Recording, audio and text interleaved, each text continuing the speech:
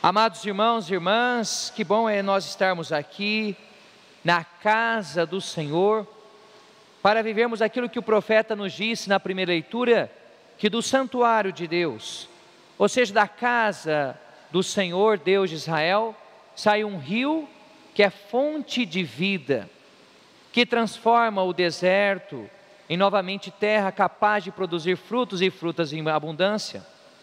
Inclusive uma água que é capaz de transformar a água salgada do Mar Morto, que está na Terra Santa de Israel, em água doce, boa para ser tomada em água, ou seja, em água potável. Esse santuário para nós hoje cristãos é o próprio Cristo Jesus. E o altar de onde sai esse rio é onde é consagrado o corpo do Senhor, onde é consagrado também o seu sangue. Quando nós comungamos do corpo e sangue de Cristo com fé, experimentamos esse rio abundante de uma água viva, que é a água do Espírito Santo de Deus. Então, ao comungarmos, não recebemos apenas o corpo de Cristo, pois onde está uma das pessoas da Santíssima Trindade, aí está toda a Trindade. Quando nós comungamos de Cristo, também o Pai, nós nos unimos ao Pai, comungamos do Pai, e também o Espírito Santo de Deus se faz presente na nossa vida. Nós que participamos da missa no último domingo, nós vimos que esta semana, dentro da quaresma, é chamada Semana da Alegria. O quarto domingo da quaresma é o domingo letare. Letare, no latim, é um verbo que gerou, por exemplo, o nome Letícia no português. Quem tem o nome Letícia no português vem de letare e significa alegria. Agora, a gente se pergunta, por que essa semana é uma semana de alegria, dentro de um tempo que, pelas nossas práticas penitenciais, ele é caracterizado mais pela sobriedade? É porque nós não olhamos para aquilo que ficou para trás, nós olhamos para frente, para a promessa que nos está reservada.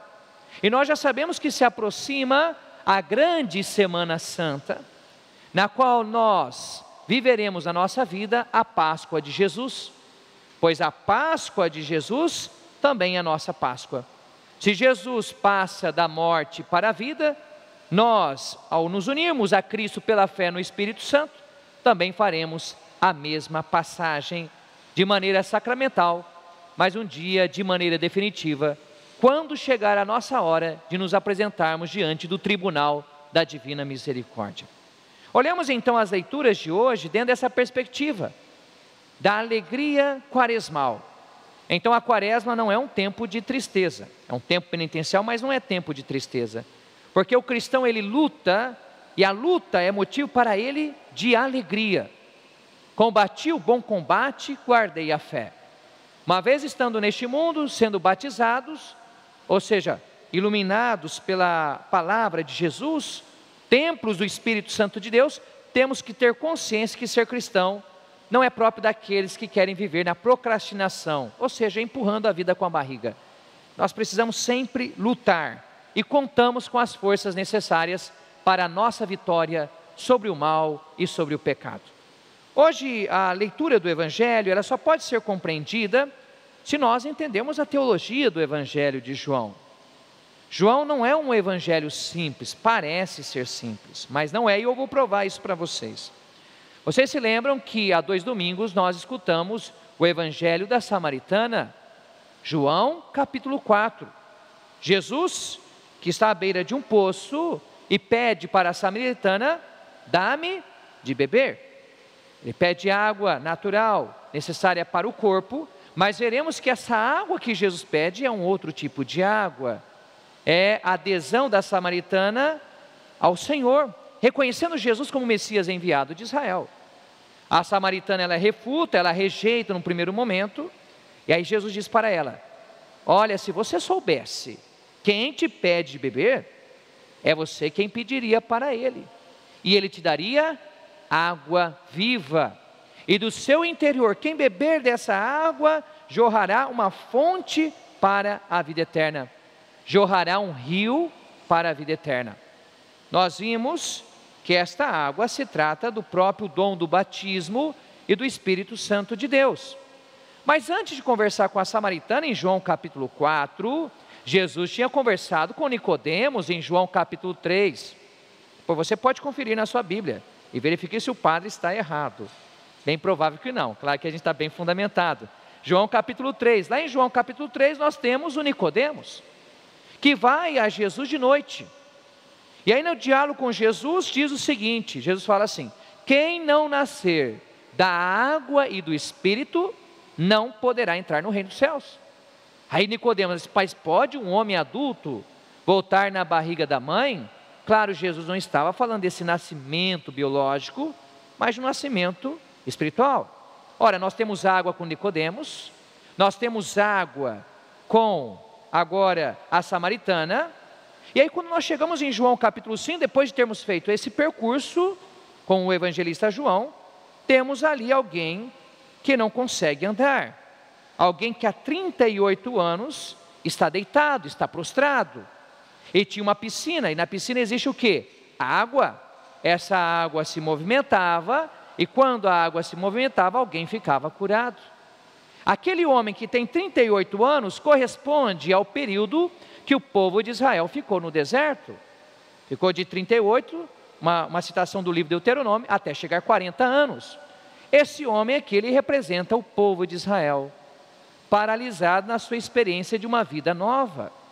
Lembremos-nos que também no deserto o povo teve fome, o povo teve sede, e o povo se revoltou contra Deus e contra Moisés, pedindo que o Deus então saciasse o povo. E o que Deus fez cair? Fez cair o maná do céu, e depois de lá por meio de Moisés deu água para o povo.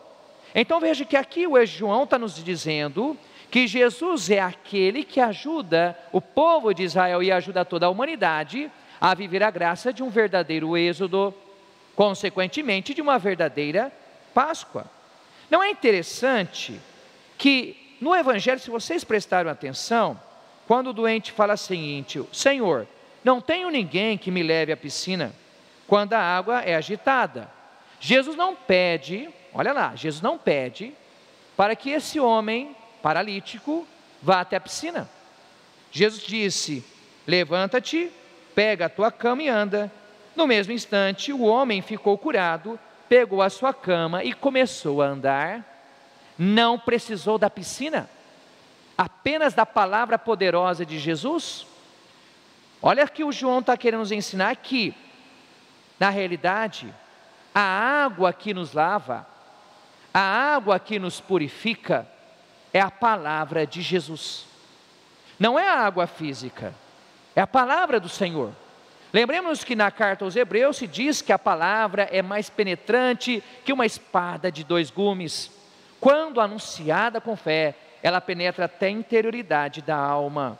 Então a palavra de Cristo, ela cura, ela nos liberta das nossas paralisias. Depois o apóstolo Paulo vai dizer sobre a igreja em Efésios capítulo 5, que a igreja ela foi purificada pela palavra e pelo banho da regeneração, ou seja, pelo batismo. Quando você vem à missa, você deve reconhecer nesta mesa da palavra o lugar de onde sai uma água que te cura e que te liberta, porque junto da palavra de Jesus sempre existe a ação do Espírito Santo. Vamos adentrar ainda um pouquinho mais no Evangelho de João hoje. Vocês escutaram no último domingo, agora, a história do cego de nascença, que também não via nada, não via, e Jesus diz: eu sou a luz do mundo. E diante da palavra de Jesus, aquele cego começou a ver. Só que o cego, ele vai fazer um caminho de fé, ele reconheceu Jesus como profeta, ele reconheceu como Jesus como um homem que faz a vontade do Pai, e no final do evangelho de domingo, ele se prostrou e reconheceu Jesus como Senhor. Aquele cego em João capítulo 9, viveu todo o percurso da fé. Esse homem paralítico que não. Ele, uma vez curado, só falou para os judeus que tinha sido Jesus quem o curou, mas ele não se tornou discípulo de Jesus. O que o Evangelho de João então quer nos dizer? Dentro dessa caminhada quaresmal, que não basta nós sermos batizados, renascermos da água e do Espírito, Não basta nós bebermos a água do Espírito que Jesus dá, como no caso da samaritana, ou nós sermos lavados na água da sua palavra, se isso não nos levar, como cego de nascença do último domingo, ao testemunho da fé. E para nós encerrarmos aqui, no Evangelho de João vai citar a água novamente. Em João capítulo 19, quando o coração de Jesus traspassado na cruz pelo soldado romano, do coração de Cristo sairão sangue e água. Sangue e água que estiveram no primeiro sinal de Jesus nas bodas de Caná, quando Jesus transformou também a água em vinho. O que nós temos aqui? Perfeitamente o que nós vivemos na Eucaristia. Ou seja, na Eucaristia nós recebemos o Espírito Santo. Na Eucaristia celebrada na missa nós recebemos a palavra que nos purifica. Na Eucaristia celebrada quando nós comungamos do corpo e sangue do Senhor, unidos a Ele, nós nos tornamos sacrifício agradável ao Pai. A minha pergunta que eu lhe faço é o seguinte: você, ao fazer esse percurso da fé na Quaresma, tem vivido a sua união com Cristo? Você tem recebido a água do Espírito Santo? Tem permitido a palavra de Jesus te purificar, te libertar? Não basta estar aqui fisicamente ou apenas escutar com os nossos ouvidos. É preciso ir até com Cristo a Jerusalém, para que na sexta-feira santa, daqui a uns dias, juntos com Maria, o discípulo amado, contemplarmos o coração manso e humilde de Jesus. E como nós dizemos no terço da misericórdia: ó sangue e água, que jorrastes do coração de Jesus, como fonte de misericórdia para nós. Eu confio em vós, nós confiamos em vós. Esse programa teve o apoio dos nossos benfeitores. Seja você também um benfeitor evangelizando com a gente. Ligue 0 operadora 11 4200 8080.